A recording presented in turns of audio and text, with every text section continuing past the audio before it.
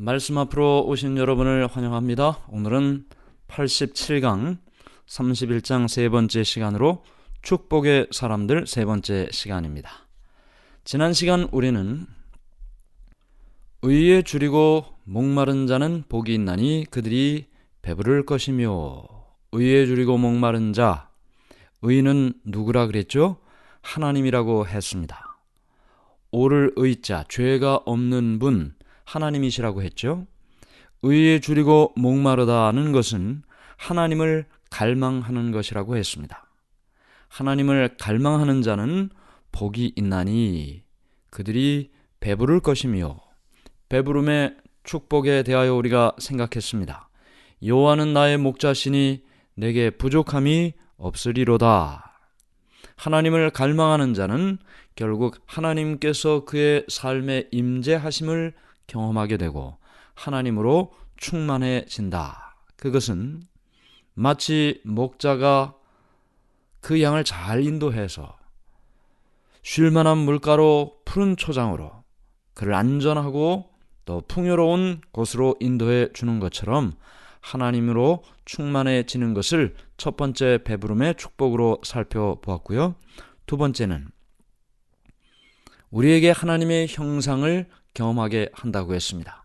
하나님을 갈망하는 자는 그의 삶을 통해 하나님의 형상을 드러내며 산다. 탕자 이야기를 살펴봤습니다. 사람이 조금 배고프면 돼지 우리를 찾지만 정말 배고프면 아버지를 찾는다. 우리가 하나님을 아직 찾지 못하고 있다면 아직 진정한 배고픔을 경험하지 못했다는 이야기일 수도 있는 것입니다.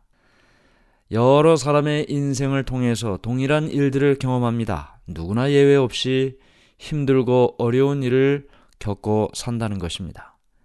돈이 많다고 그것을 넘어갈 수도 없고 또 건강하다고 그것을 피해갈 수도 없습니다. 누구나 다 예외 없이 인생의 절벽과 같은, 인생의 낭떠러지와 같은 그런 일들을 경험하고 사는데, 그때가 되면 어김없이 하나님을 갈망하게 되죠. 비로소 하나님께서 나와 함께 하시지 않으면 내가 아무것도 할 수 없다는 사실을 깨닫게 되는데, 우리 모두가 다 그런 일을 경험하고 사는 것입니다.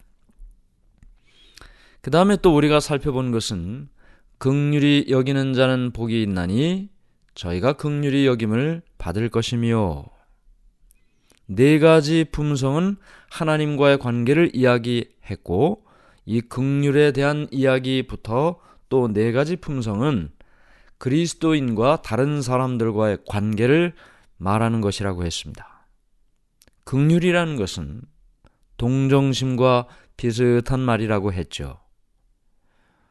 우리가 불쌍하고 어려운 사람을, 비참한 상태에 있는 사람을 그를 도와주는 것, 긍휼이라고 했습니다.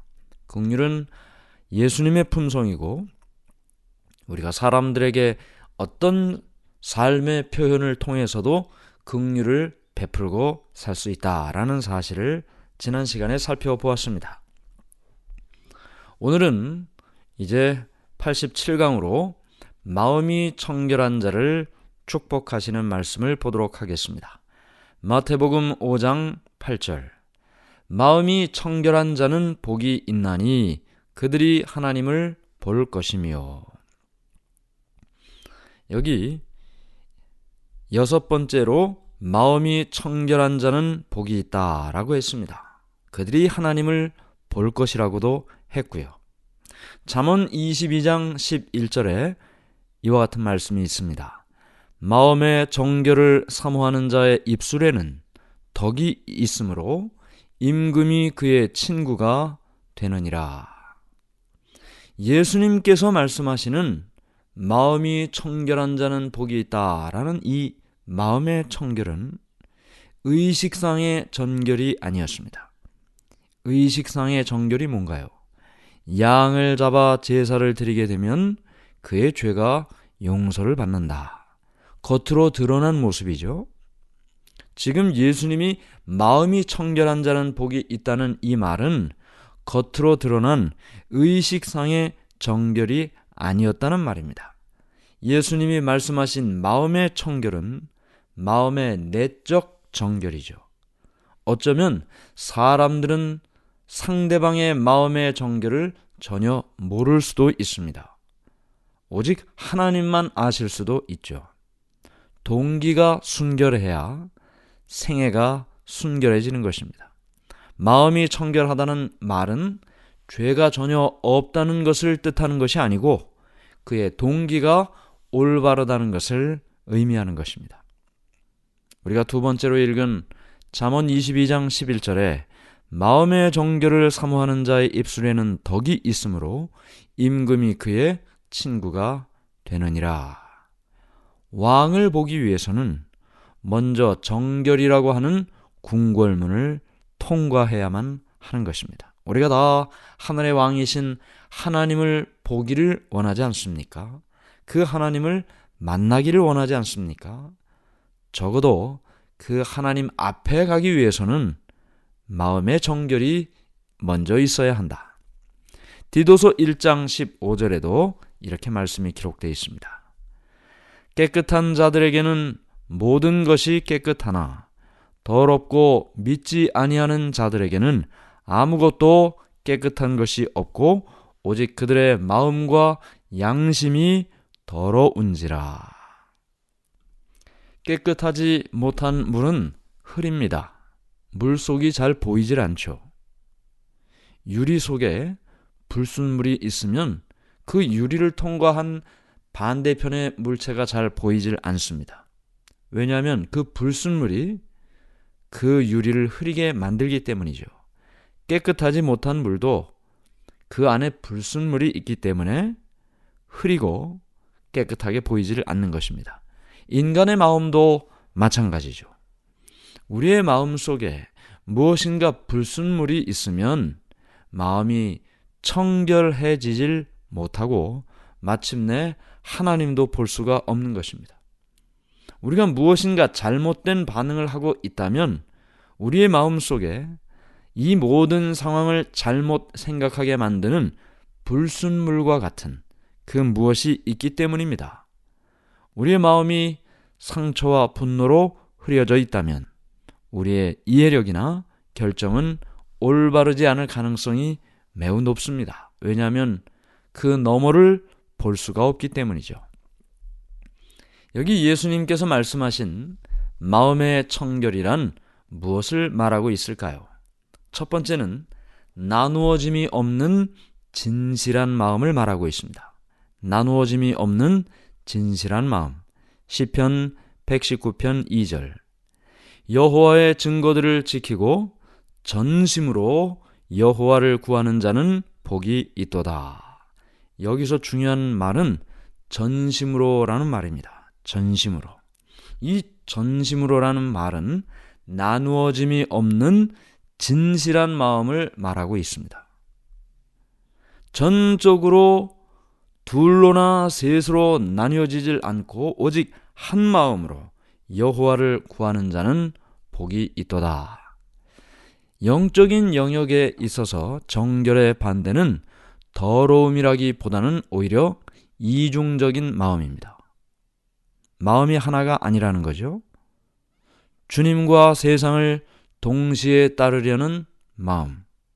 그것은 이룰 수 없는 두 가지 목표를 한 번에 이루려는 것과 같습니다.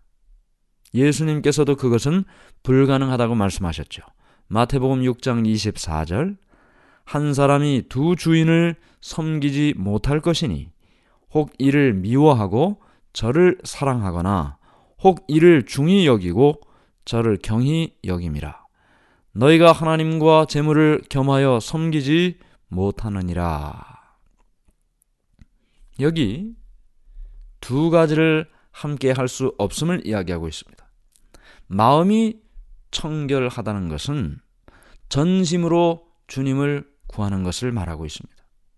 두 가지로 나뉘어졌다면 그것은 마음이 청결한 상태가 아니라는 것이죠. 두 번째로 이 마음이 청결하다는 것은 생각이 청결하다는 것을 말합니다. 잠언 4장 23절 모든 지킬 만한 것 중에 더욱 내 마음을 지키라. 생명의 근원이 이에서 남이니라. 우리가 하는 모든 행동의 출발은 생각에서부터 시작합니다. 생각하는 것을 말하고 생각하는 대로 행동하죠. 그러므로 여기서 예수님께서 마음의 청결 말씀하시는 것은 그 생각의 청결을 말하고 있습니다. 아까 우리는 물속에 불순물이 있으면 물이 흐리고 그 속을 볼 수 없다고 했죠. 우리의 마음속, 우리의 생각 속에 무엇이 있기에 하나님을 보지 못하게 만드는 것일까요? 여기 그 여러 가지 가운데 가장 사람을 힘들게 만드는 것 한 가지를 우리에게 소개하고 있는데 그것은 이기심이라고 말하고 있습니다. 나를 먼저 생각하는 마음, 상대방을 먼저 생각하는 마음이 아니고 나 자신을 중심으로 생각하는 그 마음, 이기심이 사람의 생각을 깨끗하게 하지 못하는 가장 큰 이유고 그것이 우리가 하나님을 보지 못하게 만드는 가장 큰 문제인 것입니다. 이 이기심의 생각을 버리기 전에는 사랑이신 하나님을 이해할 수가 없죠. 자, 마음의 정결 세 번째는 말의 정결입니다. 생각은 말의 압이라고 했습니다. 생각한 것을 말하는 것이죠. 골로새서 4장 6절에 이렇게 말씀이 기록되어 있습니다. 너의 말을 항상 은혜 가운데에서 소금으로 맛을 냄과 같이 하라. 그리하면 각 사람에게 마땅히 대답할 것을 알리라. 여기 골로새 4장 6절에 너희 말을 항상 은혜 가운데에서 소금으로 맛을 냄과 같이 하라 하고 기록했습니다. 우리가 말을 하는 것, 누군가에게 생각하게 만드는 일입니다. 내가 무슨 말을 하면 내 말을 듣는 누군가는 내 말을 통해 생각을 하게 되죠. 만약에 내가 상대방이 화나게 하는 말을 하게 되면 그 사람은 화가 나는 것입니다. 내가 만일 그 사람의 마음속에 따뜻한 사랑을 느끼는 말을 하게 되면 그 사람은 그것을 느끼게 되는 것이죠. 그래서 성경은 우리에게 은혜 가운데에서 소금으로 맛을 냄과 같이 하라. 소금이 음식에 맛을 내게 하지 않습니까? 그 사람의 인생에 맛을 내게 하는 것이 결국은 그 사람의 말이라고 이야기하는 것입니다. 우리의 말의 깨끗함, 이것이 마음의 청결을 우리에게 생각하게 하는 일입니다. 마지막으로 네 번째는 주님으로부터 받는 새 마음이라고 했습니다.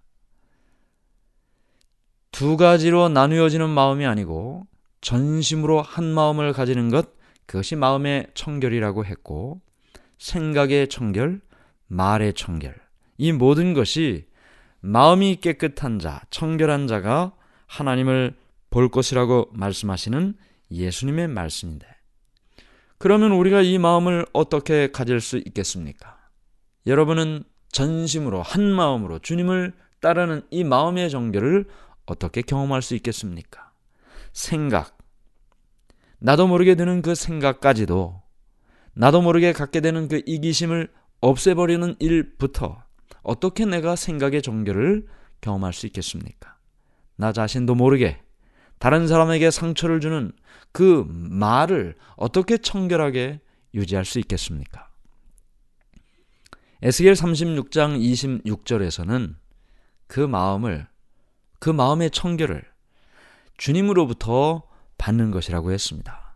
에스겔 36장 26절 또 새 영을 너희 속에 두고 새 마음을 너희에게 주되 너희 육신에서 굳은 마음을 제거하고 부드러운 마음을 줄 것이며. 어쩌면 우리 스스로 그리스도인으로서 주님께서 우리에게 주시는 말씀처럼 마음의 청결, 생각의 청결, 말의 청결, 이 모든 것이 내 삶에 이루어지기를 누구보다도 간절히 원하고 살 수도 있습니다. 중요한 것은 나의 결심만으로는, 나의 노력만으로는 이것을 완전히 이룰 수가 없다는 것이죠. 주님께서 주시는 새 마음, 굳은 마음을 제거하고 부드러운 마음을 주시는 것, 그것을 내가 받을 때 비로소 내 말과 내 마음과 내 생각의 청결을 경험하고 깨끗해진 그 마음으로 나를 바라보시는 하나님을 볼 수 있는 것입니다. 여기 윤두혁이라는 한 사람이 마음이 청결한 이라는 제목의 시를 썼는데요. 제가 한번 읽어보겠습니다. 마음이 청결한 이, 윤두혁. 마음이 청결한 자 복이 있나니 저희가 하나님을 볼 것이며, 건너편 높은 산은 넘겨다 보려 해도 눈에 티 있으면 볼 수 없으니, 해맑은 태양 드높이 중천에 밝혀 있어도 땅만 내려다보고 사는 이, 그 태양을 보지를 못합니다. 마음의 눈에 죄악의 티가 있기처럼 앉으면 사랑의 주님 높고도 크신 모습 볼 수 없습니다. 마음이 청결한 이, 마을각해 청결한 이, 그가 하나님 배웁고 삽니다. 마음이 청결한 자는 복이 있나니 저희가 하나님을 볼 것이며. 오늘 우리의 마음을 어지럽게 만드는 것이 무엇입니까? 우리의 마음을 흐리게 만드는 것이 무엇입니까? 주님께 기도드리면서 주님, 우리에게 새 마음을 주십시오. 분노의 마음이 아니고 용서의 마음을 주십시오. 좌절의 마음이 아니고 희망의 마음을 주십시오. 그렇게 주님께 기도하면서 깨끗해진 마음으로 주님을 보고 사는 우리 모두가 되기를 바라면서 말씀을 마치겠습니다. 하늘에 계신 하나님 아버지, 오늘 우리가 우리의 마음을 바라보며 살게 하시니 주님의 은혜를 감사합니다.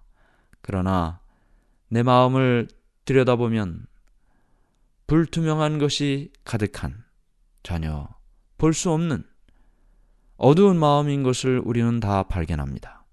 주님, 우리의 마음이 청결하게 되어 속이 다 보일 수 있도록 하시고 그 깨끗해진 마음으로 우리를 바라보시는 하나님을 바라보고 살도록 해 주시옵소서.